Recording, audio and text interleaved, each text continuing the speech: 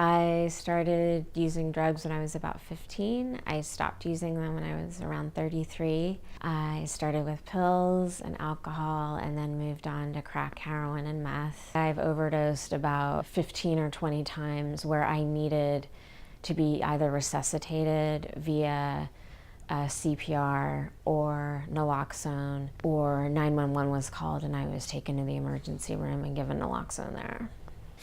This was a story I wrote on, I did it anonymously at the time, but it was my experience being revived with naloxone. You don't really have any warning. 1 minute you're doing your shot, the next minute you're gone. When you're being resuscitated, whether it's somebody breathing for you, whether it's somebody giving you naloxone, whether you wake up in the emergency room, all of those events are very dramatic and traumatic because you've almost just died. There's other times when I've overdosed and the people I've been with haven't been willing to call 911. They're either on probation or parole, or they just don't want to get in trouble.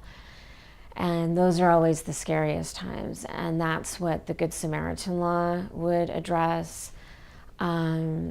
If people had the freedom to call 911 and not worry about the repercussions and were just able to save each other's lives, a lot less people would die.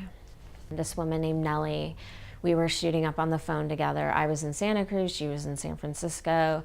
We both did our shot, and we did this as a way of, it was like a safety measure so that if one of us went out, we could call 911. As I heard her lungs filling up with fluid, I was screaming at her to wake up, that I was gonna call 911, and finally I realized she wasn't gonna wake up. I hung up, I tried to call 911. It's really hard to do that when you're in a different county, or at least it was, in the 90s. I don't know what it's like now. I was finally able to get a hold of a friend who could call 911, and by the time the paramedics busted her door down, she'd been without oxygen for about 20 minutes, and so she went into a coma and died pretty quickly after that. I've lost probably, I don't know, I've lost so many people to overdose because I ran a needle exchange program for a long time, and I've worked in drug treatment ever since. So the number is, probably close to 100. After, about 15 years of using, I decided to go into treatment. So this is Ziggy. He is the love of my life. I got him when I had 2 years in recovery, and he was actually on Skid Row. He is just one aspect of what's so amazing in my life today. I should be dead. I overdosed so many times. I shouldn't be here today. Because I had access to naloxone, because I had people who were using drugs around me who were educated on how to resuscitate me, I'm alive today. I checked myself into a residential treatment center where I stayed for 6 months.